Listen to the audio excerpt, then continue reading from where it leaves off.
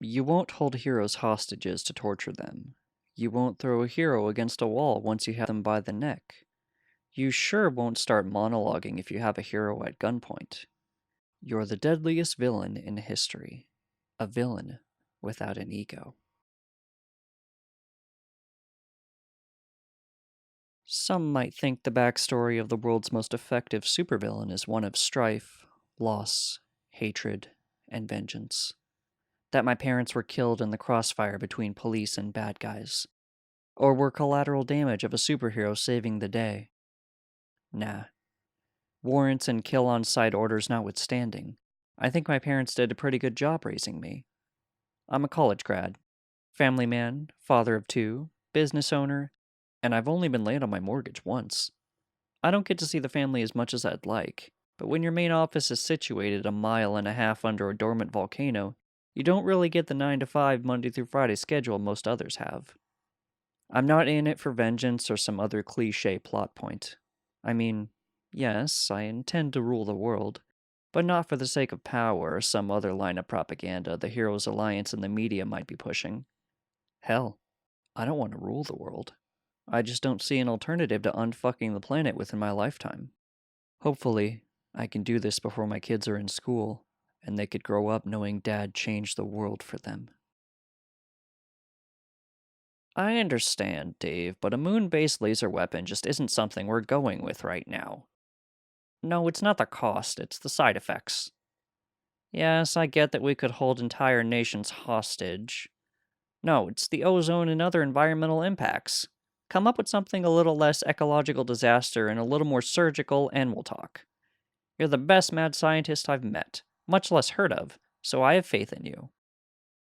Speaking of which, are you and Faith coming over for dinner next weekend?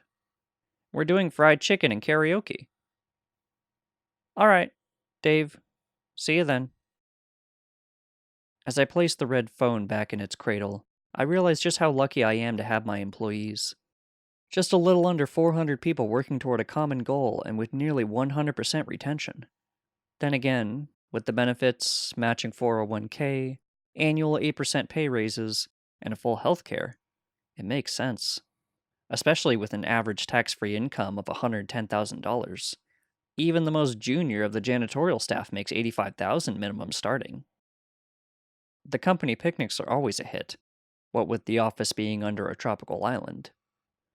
So it's no surprise that Jerry, my assistant, felt it perfectly okay to wear a "My boss is more evil than your boss" t-shirt for Casual Friday, as he knocks, then opens the door to my semi-private office. I believe in an open-door policy most of the time, unless I'm on an important call. "Boss?" he asks with a wave of the stack of reports in his hand. "Got the weeklies. Also, just got word that Topside Access spotted a small aircraft flying low over the island. Airwatch didn't see them. Standard response?" Standing with a sigh. "Drop them on my desk, if you don't mind. I'll take care of them later. Get the response team to the B1 corridor. Have all non-essential shelter in place. Let the response team know I'll be up in a sec." As he closes the door to return to his desk and hit the hero alert, I open the somewhat out-of-place wardrobe beside my desk. Inside is a plain, flat gray, but very expensive set of combat armor. As I don the armor, I wonder if today's team of supers will be the same as the last two, going for the dramatic elevator entrance and ending up a red smear at the bottom of the shaft.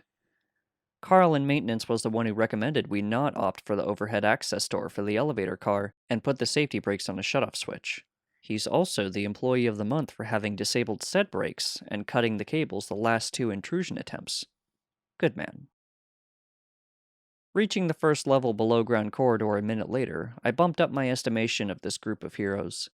The motion alert for the main stairwell next to the elevator was blinking in my HUD. The same as it was for the 8 members of the identically kitted response team taking up positions alongside. Standard procedure, boys and girls. If they start flinging powers first, take them down. If they're willing to talk, we'll try to hire them. Ed, would you like the honors? A scoff and a tilt of one of the other mere advisors with, "Can do, boss," a few seconds later was all I needed to hear. Chances were, they wouldn't be new hires, but with supers you could never really tell where their loyalties lie. Were they political? For God and country? In it for the fame? Rarely, we'd meet one that was genuinely trying to make the world a better place. Even then, they were usually too set in their ways to consider working for the infamous Midnight Warlord. Not a fan of the moniker issued by the Alliance, partly because my best work was usually between 2 p.m. and sunset. Also because I wasn't a warlord. Ultimately, it wasn't important. The results are what matters. As the plain steel door to the stairwell blew from its hinges, narrowly missing Ed, it became apparent that this was a dramatic entrance. We were all thoroughly entranced. The team of 4 brightly colored, spandex-wearing heroes only solidified the assumption. How they managed to strike a pose with the strong breeze blowing out of nowhere and rippling their capes and long locks, I've never figured out. At the very front was a strong, chiseled chin. Slightly behind that was the rest of the apparent leader, with the red and white spandex, codpiece, why? And blue cape. This was clearly our patriotic trope hero. Flanking either side were twin brunettes in purple and some shade of orange, respectively. At the back was some sort of pale weightlifter. Ah, his skin just turned into metal. Neat. Compared to my near invulnerability, super strength, and the superheated jets of plasma I could shoot from my hands, not much of a threat. Still, neat. My powers were still unknown to the Alliance and the world at large, but it helps when trying to bench press a transmission into a 55 Buick. The invulnerability and strength, that is. Still haven't found a safe use for the plasma thing. Halt, foul villains! Commander Jeep Patriot, or whatever his name is, commands in a loud, commanding voice. Ed straightens up a bit. We are halted already. Also, we can hear you just fine. Confusing heroes is a corporate class we offer. Yes, I suppose you are. Nevertheless, halt your villainous ways. Again, with the hero talk. We're not doing anything villainous at the moment. How about we talk out our issues in the conference room? Ed starts in on the pitch. There's no escape from just... Wait, what? No. No! Your reign of terror ends now! And with that, the short-lived fight was on. Fortunately, in spite of the capes, none of them could fly. The security team in their room full of monitors and switches was on the ball today, since he'd barely finished speaking when the floor dropped out from under the head honcho. His screams were only audible for around 20 seconds, but the fall takes 30. With the other 3 heroes stunned into silence, and 9 railguns capable of punching through 2 feet of reinforced steel or metal skin, Ed angled for the peaceful resolution again. So, conference room? Coffee? Persistence occasionally pays off. Of the 3, only the aptly named Metal Man decided to sign on. The other 2 were electrocuted in their seats as they tried to fling a pair of, no shit, ninja stars at my face. Not that it would have done any damage, but still, it's the thought that counts. With a new employee going through orientation, the topside access security guys handling the ridiculously painted VTOL aircraft on the beach, and Erica from accounting's office birthday party in an hour, I quickly showered and changed back into my Bermuda shorts and Hawaiian shirt casual Friday combo. Monday was going to be a big day, with half a dozen small countries already under my direct control, and puppet leadership in Russia, China, and over half of the congressmen in the United States in my pocket. I was ready to move to Phase 3. Once we had the Leadership Council of the UN, we could start on organizing the heretofore corporately opposed revamp of our world's energy production and resource depletion. My team of engineers had already made significant headway in the fusion energy department, but for the near term, nuclear seemed the most viable option.